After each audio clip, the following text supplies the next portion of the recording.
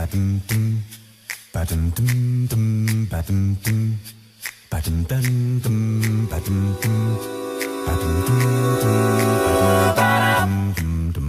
over the horizon, past the mountains of uncertainty, the place where dreams become a reality. Whoa, somewhere on distant islands, far beyond what human eyes can see, there is a better world awaiting me. Just over the horizon. Hi there, everybody, and thank you so much for allowing me to speak with you here tonight. You know, something I learned a long time ago is that money is fun, but it's only fun if you've got some to have. If you don't have very much money, you don't have too much fun. Now, how many of you have ever made mistakes with money? Yeah, great. And that just shows you're not a child anymore. You see, as a child, we never think about mistakes with money. But as an adult, that's all we can think about. The other thing that I found out is that most people in our world today, well, you know, they're just not doing too well with money. Oh, I don't know if I should buy this. What if I need to eat next week? Yeah, this is a no-brainer. If you're in a position where you are wondering if you should buy something or eat next week, yeah, eat. Forget about the buying thing. Eat. That's the most important. However, if you are in a position where you're buying something or to eat next week, you really have to ask yourself a question. Why am I in that position? Why can't I buy this item and also have food for next week? Well, that's the problem. Not the idea of no money, but that you're in a position where you have put yourself, no one else has done it, only you have done it. Listen, when I was 10 years old, I remember my mom gave me $20 and told me to go up to the store and get some milk and bread for us. And so I jumped right on my bike and I rode up to the local store. I got a gallon of milk and a loaf of bread and went to the cash register. And before checking out, I saw the bubblegum packs that were right there on the left-hand side.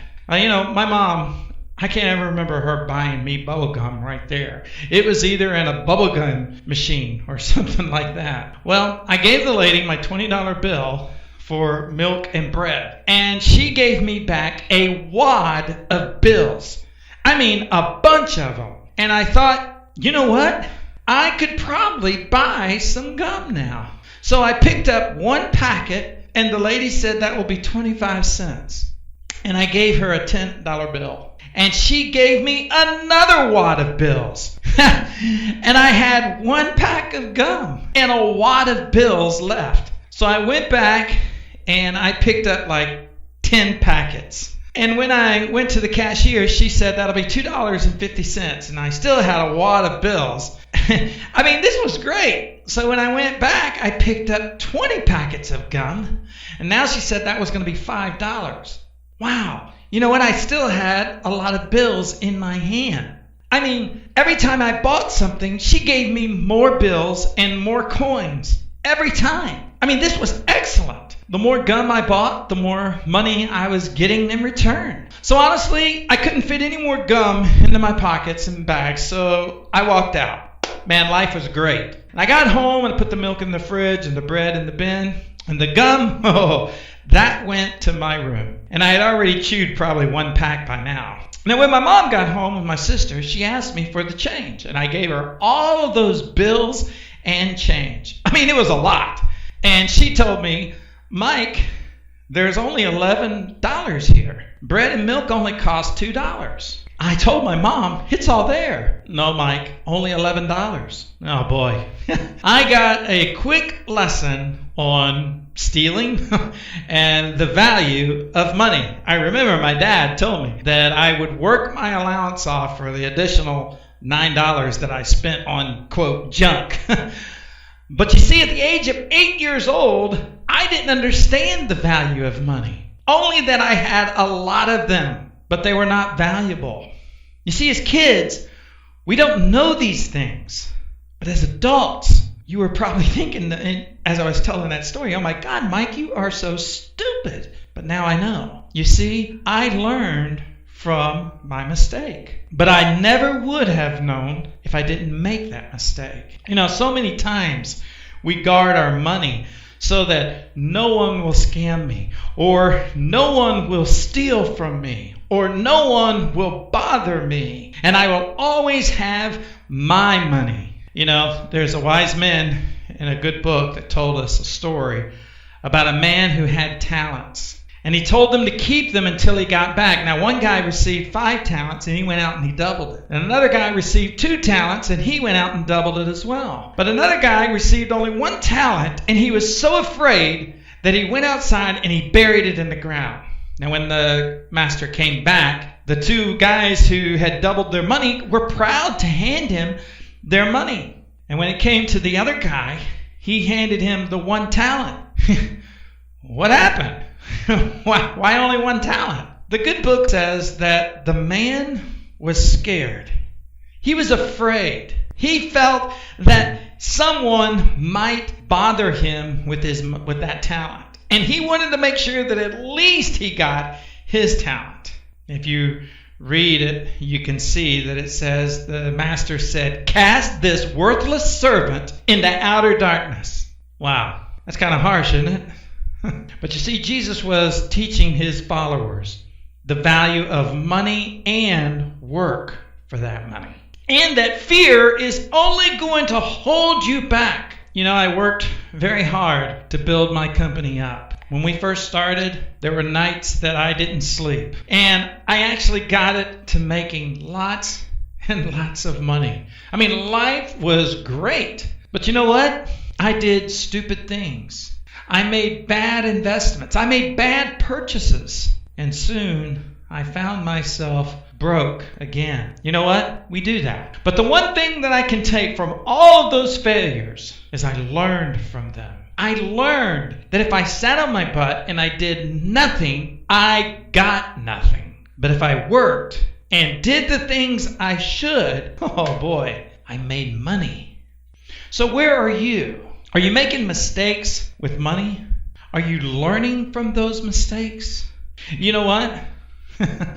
I got to tell you, I never went back to a store and bought gum again with Mom's money. I also never ever turned my back on my company again just simply because I was already making a lot of money. Nope. I learned from every mistake that I had ever made. And let me ask you a question. Why are you not doing Travel Club? Or why are you not doing Karaoke Cash or Jack Met Jill or any of those programs that we have put forward to help you move forward in Partners in Wealth? Is it the fear of failing?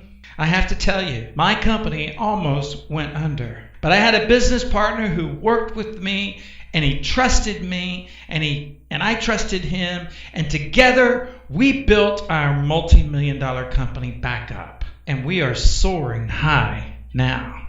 So let me ask you, for those that know me or those that want to know me, am I worth trusting? Do you think I would lead someone down a path that would end up horribly in debt and loss of money? I can tell you, I've helped thousands of people overcome their debt and move forward in life.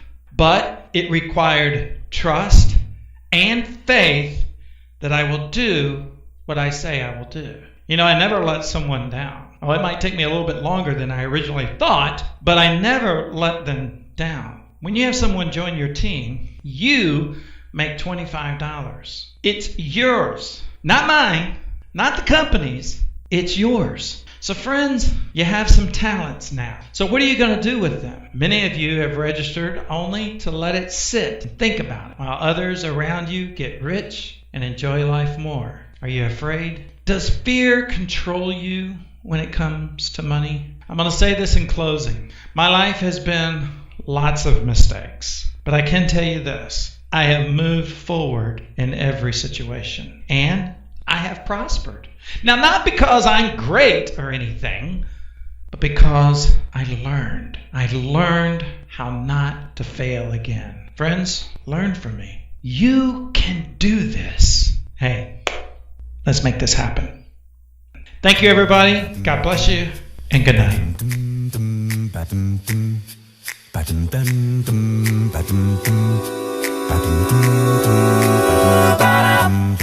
Just over the horizon, past the mountains of uncertainty, the place where dreams become a reality.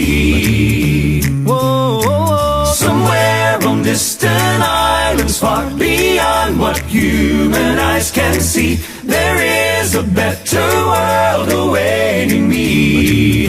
Just over the horizon.